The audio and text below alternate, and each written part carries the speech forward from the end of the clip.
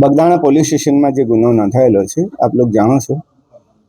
અત્યાર સુધીમાં સીટે પહેલાં શરૂઆતમાં 8 આરોપીઓની ધરપકડ કરવામાં આવી હતી અને બાકીના કેટલાક આરોપીઓની પણ ધરપકડ અત્યારે કરવામાં આવી છે. આ તમામના નિવેદનો, સંયોગિત સાક્ષીઓના નિવેદનો, કોલ ડિટેલ્સ અને તમામના આધારે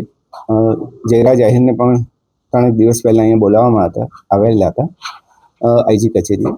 એમની પૂછપરછ ચાલેલી હતી અને ત્યારબાદ પણ બીજા 2 આરોપીઓની ધરપકડ સીટે કરેલી હતી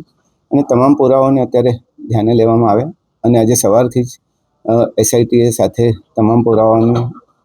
ચકાસણી કરી હતી અને ચકાસણીના અંતે કેટલીક બાબતો સ્પષ્ટ કરવા માટે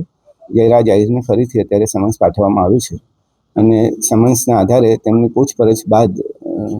તમામ એસઆઈટીની ટીમને ચોક્કસપણે લાગ્યું છે કે આમાં પ્રાથમિક પુરાવા પૂરતા છે કે જેમાંથી જયરાજ આહિરની અમે ધરપકડ કરી શકીએ. એટલે આજરોજ એમની ધરપકડ કરવામાં આવી છે.